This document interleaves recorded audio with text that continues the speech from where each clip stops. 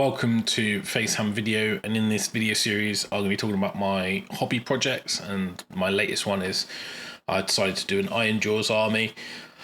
I've kind of had Ironjawz multiple times and never finished or done the army. I've done some for commission and I've played with other people's, and I want to have my own army, and with the new models I really like how they look, particularly the Ard boys. I think they're pretty cool. And where I'm at with Age of Sigmar at the moment, I kind of want to lean a little bit more hobby side rather than gaming side. But my hobby is primarily tournaments. I don't play outside of a tournament very often, and when I do play outside a tournament, it's normally practicing for a tournament. So I still want a list that can be competitive or flexible enough to try and be relevant. And I know I'm not going to probably get podiums out of it. I mean, I don't think they've got that power to power through to get podiums very often. But I kind of don't care too much about that. I'm more about trying to enjoy the gaming experience and take an army I want to play. Now, Ironjawz appeal. I mean, I like combat. I like big smashy stuff. I kind of feel the new stuff adds some elements to the army that were missing, with mortal wounds and maybe some tricksy plays with the pig charging again and stuff like that. So I figured, why not? Let's get some paint on the models. GW sent me some samples, so that was very great of them. Thank you very much. So that gave me a good start on the army, and already had brutes, Maw Crusher and stuff in a box ready to go, assembled wise. So in this series, I will be basically talking about my painting and the assembly, but I also going to talk about army list and if I take it to events or play practice games. So I've been toying with army list. I haven't spent an awful lot of energy looking at it, and I've decided. I had a game with a friend of mine. So Carl came in for a game. I played against Ossiarch Bone Reapers, and I tried out some stuff. Now, I didn't take what I call an optimum army, but I wanted to play the game, and Ossiarch Bone Reapers are quite a good test because they're very resilient, and I think Ironjawz work best when they can smash and kill stuff, and they don't have that sustain themselves in a way which seems silly when they've got really good armor, but they have ward saves. Bravery's low, and some armies that can put out lots of rend or more wounds or sustain their damage are tough. So Catacross, Mortis Praetorian, and especially when he's using Morgos Archives, which really messes with my command points, is a tough matchup. So I thought, well, I just try and learn some things. So I took the list. In this video, I'm going to talk about the list I took, why I took the things, some lessons learned, and the evolution already of where I'm modifying the list. And then I'll probably give some thoughts during this about like why I don't take this or that, or where I'm at. And now these opinions will change over time. I'm sure that there might even be adjustments to points, as if GW see lots of uptake of certain units, they might address them. I've only got any tournaments coming up singles wise. I've got 2 team events, one Carnage Teams in November, and Brotherhood in January. One's a 4-man, one's a 6-man. I don't know if I'll take Ironjawz. I'll probably end up playing Ossiarch Bone Reapers because they are good, and Ironjawz, whether they get a slot in a 4-man team, I'm doubtful. I don't know if the guys, depending on what they're playing, so I might take them to Carnage, but I don't think they'll be ready painting wise. So I'm probably taking Ossiarch Bone Reapers to that one. With Brotherhood, it's a 6-man event. I doubt I'll take them to that. I just don't think they're good enough in a team environment. I think there's way better team lists out there. Again, like Ossiarch Bone Reapers, I think are a better army.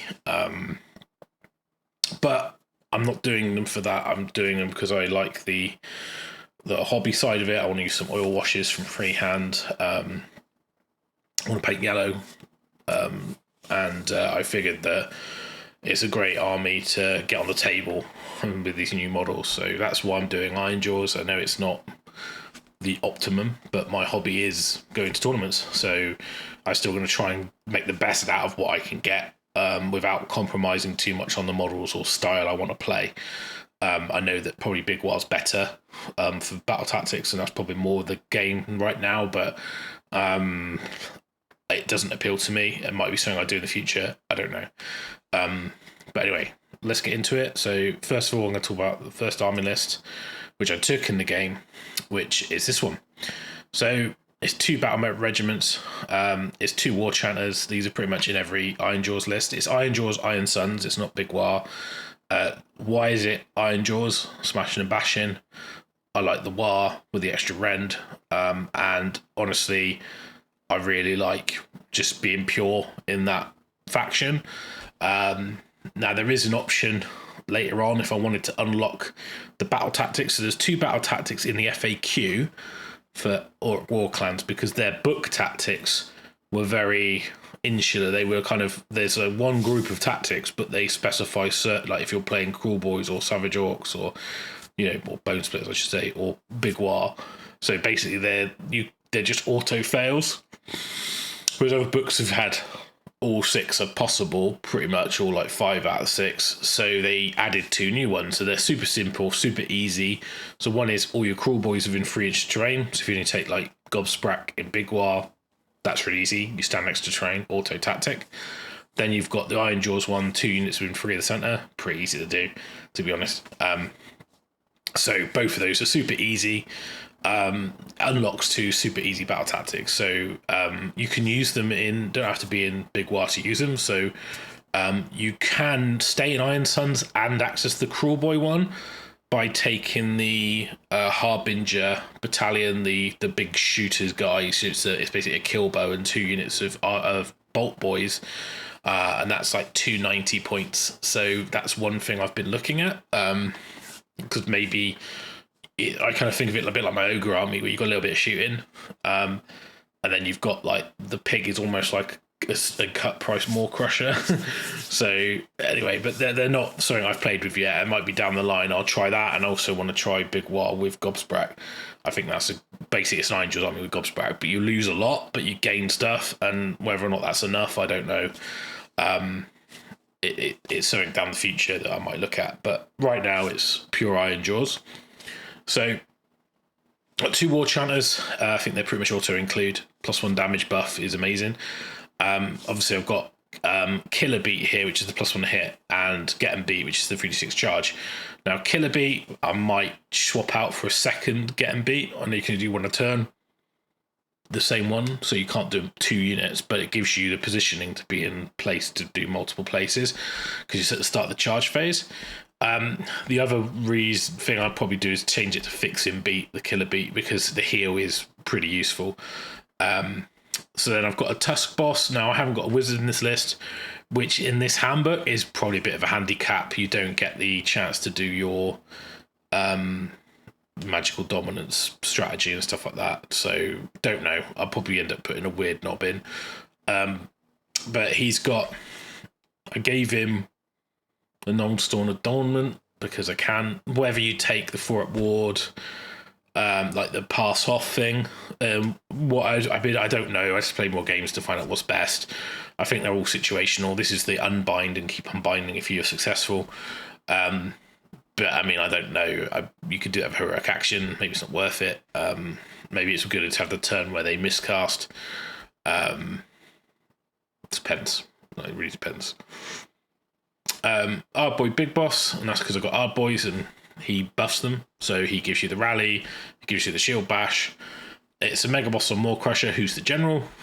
I have looked at I'll talk about that in a minute, but anyway. So he's got the Mighty War Leader, so when he calls the war, you get to reroll charges within a bubble.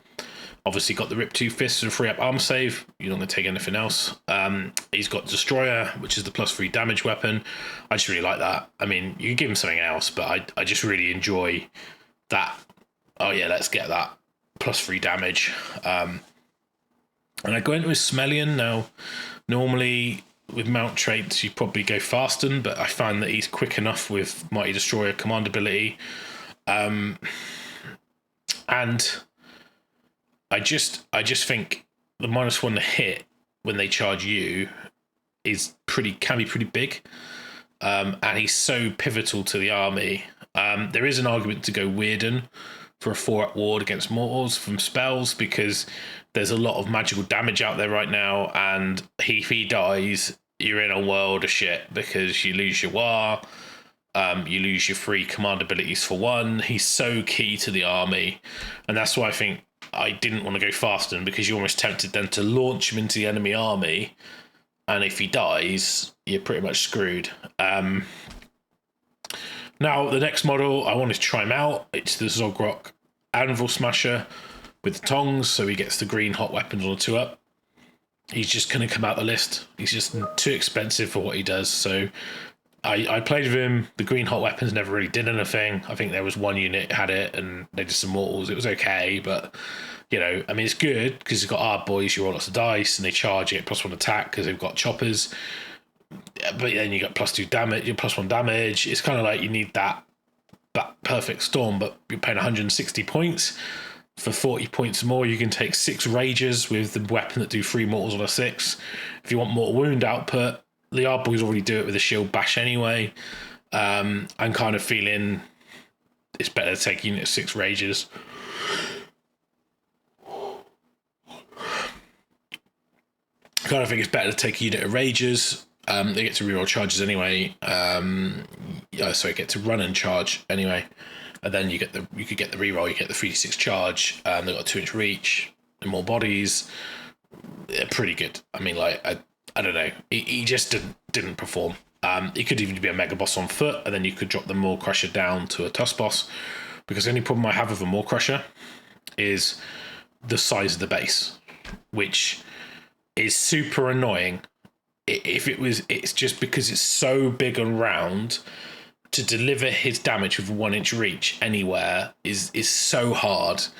So you've got all this movement and charging, but you just can't get that base where you need it to be to deliver that damage to where it needs to go. And that's why I like the Tusk boss, because he's on an oval chariot base, so 70 by 120, whatever it is. He's so much easier to get in and deliver that damage. Yeah, his damage output isn't as good, but it isn't far off. And I think the only reason really to take the Mega Boss or Maw Crusher is for the Mega Boss keyword and the command ability splashing. Obviously, it's a cool model as well. So for my painting project, I want a Maw Crusher because it's cool. Obviously, it gives you a big centerpiece. So yeah, I mean, there are list variations. If you drop like Anvil Smasher and the Tusk boss, you can literally just stick in, I think, pretty much a Shaman and Goddrak or whatever, So there's lots of variations to the list. You can play around. I mean, I'll put some stuff on the table, see how it plays. And I'm going 3 units of 10 Ard Boys with choppers. These were great. These were fantastic. They don't die very quickly. They hold objectives. I mean, I did play against the Carrion, which was a pain, especially with no unbinds. But their damage output was great. The Mortal Wound chip was nice. I went for a double battle regiment, so I was a 2-drop. But against OBR, I basically gave Carl the turn. I took the first turn because I didn't want to get his buff up, and I thought I could get the board position. We're playing lines of communication. Problem is, he could disrupt my commander points, and he took both my points in my hero phase and in his hero phase. So I ended up with 1 command point for the first battle round, which was a real absolute shitter. I normally take Warlord when I play because I want the extra command point, because that's the more, and I like. I don't know why the app doesn't let you. I've read the rules. There's nothing to stop you. You've got a mounted Tusk boss. You can give him a mount trait, because he's a mounted hero in an War Clan army. So there's no reason you can't give him a mount trait. If you take a Warlord, you could go extra mount trait. Weirden is good, Fasten is good. I like Smellian. They're all good. You're probably that over an artifact, because he can't take the Mega Boss artifacts, because he's not a Mega Boss. He's a Tusk boss. So he doesn't have any book artifacts you can give him. There are others, obviously. The app also shows the old Galatian champion ones, like the Griff Feather Charm stuff. You can't give them those, don't get confused. Because a 5-up ward would be amazing, but you can't. I don't know why the app is so out of date or not right, but Anyway, yeah, so that's the list. I played a game. I did win against OBR. I got pretty lucky. The Maw Crusher survived when he probably shouldn't have done, and he was just like the linchpin, just absolutely. So what I did is I chucked the Tusk Boss in. I thought I'd chuck him in turn one, try and pin back stuff back, get in the way, and I'll move up to the middle of the board. And I keep my Maw Crusher back because I can counter charge with a command point, and with Iron Suns, that's the counter charge. But also because it's on a Maw Crusher, I can counter charge with 3 units, issue 1 commander, but issue it 3 times. Because just at the end of the enemy charge phase, it's not like it doesn't need a trigger. It's not like after. It's not like Mortis Praetorian where they charge you, then you trigger, or like Unleash Hell or redeploy. It's literally you can issue it 3 times at the end. It's just in the phase, and the Iron Suns one is at the end of the charge phase. If you're in 12, you can charge. So I did use it to good effect in the game.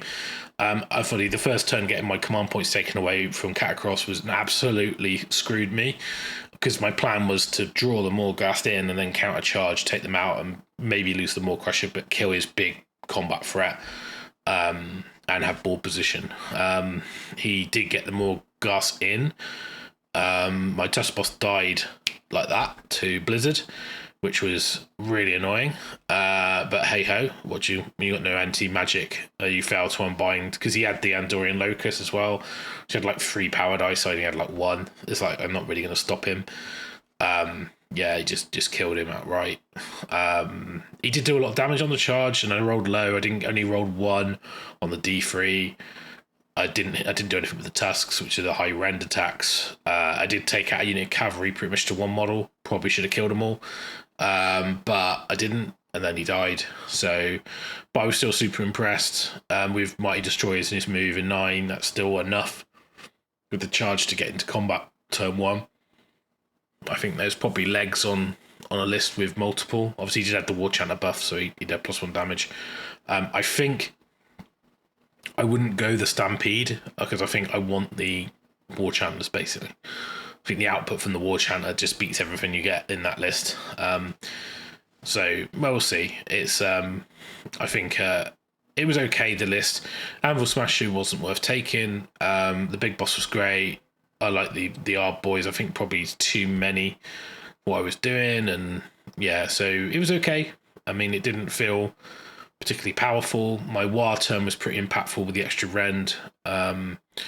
Getting the charges off with the extra damage and the rend, and it was pretty good. I managed to kill most of the stuff in his army, and my Maw Crusher survived the 3 turns. We called it turn 3 because I won the priority and I was winning on the scenario, and yeah, it was okay. I think in hindsight, it was. I think Ironjawz probably have a lot of games like this where it is very much down to small margins. Yeah, but it was good. It was good fun. I enjoyed using the list. I think I want a little bit more punch in the list, which might sound stupid, but a little bit more ways to be aggressive if I want to be, but also a little bit more mortal wound output, because I just like the fact it goes past a lot of stuff. Anvil Smash is just too expensive. If he was 120, he'd probably see list, but he probably should just be another War Chanter. The extra damage is going to do way more than the mortals on 6s to hit. I don't see the point of giving him the Ward Smasher. I think it's too hard to get off. He could just be a Mega Boss. Is he a better choice as well? And he's 140, so yeah, I'm not sold. So he's coming out. I'm not a big fan of the model anyway. I don't really like the comedy squig stuff. I mean, it's like I don't really like. I like Ironjawz because it kind of feels serious and dangerous, and a lot of the destruction armies they try to write comedy in. And I think that's fine if you want to play Gloomspite and you want the comedy. I just don't want it in my Ironjawz. I want them to feel fierce and scary, and I don't like the idea that they've put that little bit of comic relief in with the Anvil squig, and there's no other squigs in the army. It just seems a bit weird. So yeah, I'm not a fan. So yeah, he's not going to make the list, which is fine. It was good to give him a run out and see how he played. So I went back to the drawing board a little bit and thought about my list, and I did a new variant. So again, this is, very similar. It's 2 War Chanters again, Megaboss on Maw Crusher. He's not the general this time, so he does have Destroyer and Smellian, but he doesn't have the reroll charges. Then I've got a Tusk Boss, who's my general, and he's got the reroll charges just for him and runs. And he's got the same adornment. Whether or not you give him that, I don't know. Whatever. I mean, you probably give him the 4-up ignore the spell or something like that. Got Hard Boy Big Boss. I got 2 units of 10 Hard Boys. Then I've got a more Grunter Gouger. So I wanted to try out the little pig. Obviously got the ASL Rampage, which can be quite good. And then I put in 6 Brute Rages. Now, the reason I had to downgrade the Gouger was to get the 40 points to have the Rages in, but it's effectively a straight swap. Drop in the Anvil Smasher and swap in the Hard Boys, and then it allows me just to put in the Brute Rages. Now, weapon output wise, you look at the profile and you think, you've got one weapon which is like freeze and freeze, Ren 2, damage D3, I think. And then another weapon which is like 4s and 4s, and then another one that's 4s and 4s. One's got 6 attacks, one's got 3. But the reason I went with these is every 6 to hit is 3 mortal wounds, and honestly, you're just fishing for 6s. If you take 6 of these, that's like 18 attacks. You should get 9 mortals through on average. So that's a significant amount of damage. And I just... it's 200 points and they get to run and charge. So I want to play them. Maybe you split them into 2 threes and they sit behind the Hard Boys and they can hit over the top, or you just have one big unit. I don't know. Again, it doesn't really matter. You can split them up into 2 threes, or it doesn't affect your drops or anything like that. So this has got Warlord in, and it's not on this list because the app doesn't allow you to do it, but you could take, if you drop the Adornment, then you could basically take the Arcane Tome or whatever. There's lots of things you can do. I think I would just give the Tusk Boss a mount trait and give him Weird and give him a 4-up ward against magic, basically. You could give that to the Maw Crusher and then give him Fasten. I mean, there's lots of... But I'd go probably with a second mount trait. If you're not taking Warlord, you could lower your drops to 4 and go Magnificent. Take the Command Entourage, put one of the unit from Warlord into the Battle Regiment, and then you just go for the extra command point because something amazing, you take it. You could change the command trait to the 5-up, get a command point. I don't know how often it would come up, if it would be worth it. But yeah, so that's that really. And that gives you some more speed, because, with the Brute Rages getting a Mighty Destroyer move, then a 6-inch run, then a 3d6 charge with a reroll. So I think the having the 2 pigs and the Crushers gives you that little bit more speed. Now, I know probably a lot of you are thinking, why not Gore Grunters? I just hate the models. I don't want to pay £50 for 3 of them, and I don't want to paint them. I'm sure they're great, and I'm sure most people say they're better and they're the best output and points per damage or whatever. Just don't like them. I like the Hard Boys, think the models are cool. I've got no issue with having a slower portion of the army that plays a longer game around the objectives in the middle. I mean, the boards are so small anyway, and most objectives are in the middle. You're not really struggling to get across the board, especially with hero phase moves from Mighty Destroyers. You can just move all your boys up. They can run on the first turn to get this board position. You're not really that fussed. And then once you roll in charges, you can pretty much get where you need to be. So that's the kind of list that I'm going to try next. Now, whether or not that ends up being what I do, but I'm going to paint the 30 Hard Boys that I've got, because I've assembled them, almost assembled them. I've got 3 Brute Crusher Rages. I'm going to get another 3, so I'm going to get 6 of those to paint those up. Then obviously I've got a battle line pig and a general pig. I've got a second general pig because the Maw Crusher might get dropped down to a pig and a mega boss on foot with some jiggling around. I don't know. I don't know if the Maw Crusher makes the list. Purely because the base size, it frustrates me during gaming that I just can't get him where I need him to be. So I think I want to play a bit more patient game with the Maw Crusher. I think a lot of people just chuck him in and lose him. He's still great, so I will paint my Maw Crusher. I do want to try Godrak out at some point, but I just kind of want to try a few different things out, have a bit of fun. But I think I'm pretty much set on Iron Suns. The counter charge for me is just the best. You can use your Ardboy shield wall. They come in. You can issue all out defense multiple times. After you've counter charged, it's pretty strong. The pigs as well. Once they charge, they get the D3, so you can run on your first turn just like around you guys, and if they charge you, you can counter charge, and you're probably going to be on quite a high profile for attack. Which makes me kind of think, maybe I want, 2 of them, and then they can just do this around the Ard Boys in the back with the Ragers behind the wall, and you might go spears on the Ard Boys rather than choppers, and then they get extra rend when you get charged. You kind of sit there and you take that charge, and then you can counter charge because you've got a Mega Boss who can then issue it twice. Maybe you don't have a Maw Crusher. I don't know. I mean, I think at least what I find with the new update is that those options are open, and it'd be a lot of fun playing these different variants out. I think I'm going to end up having a wizard in the list. I just think you have to. And so that's the other drop really is to try and get a wizard in.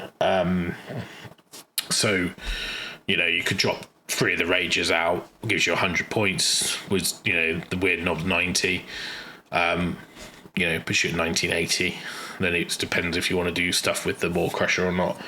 The Ardboy Big Boss, arguably, could be swapped out if you start having less Ardboys.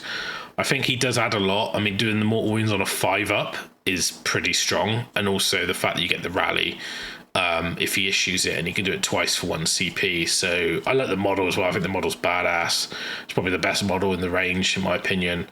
I've got some old metals that for my orcs. I've got the old Gamesday Black Orc. I've got like the old Big Boss crew guy who is like, with the grot. It was like the crossed arms, and I've got the old Ardboy boss and stuff with the Black Orc Big Boss or whatever he was. They're all in metal. Got the old Nazgob Shaman that could use as a Wardock in Big War. So there's some different variants to try out.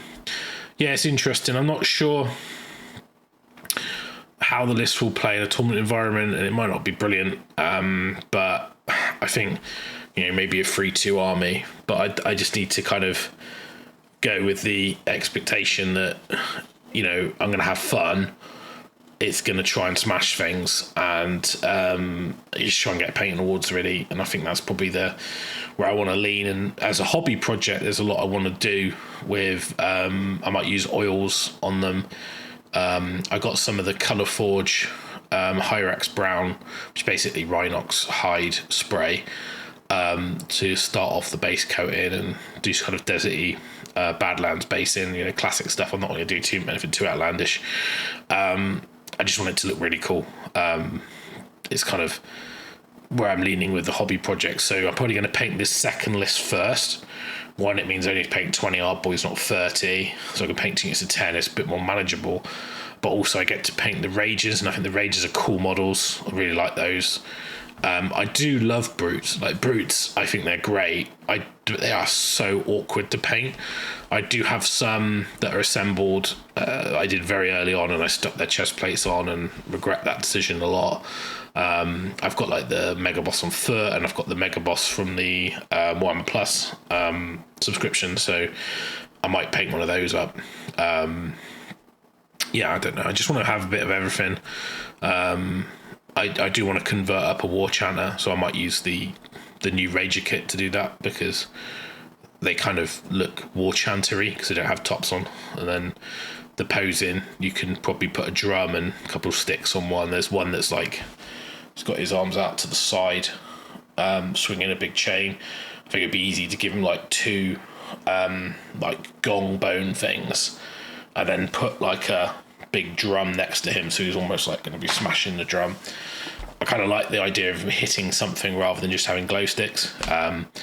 So I might just literally put the sticks in his hand from the war chanter and do that pose and then leave it like that. And I don't know yet.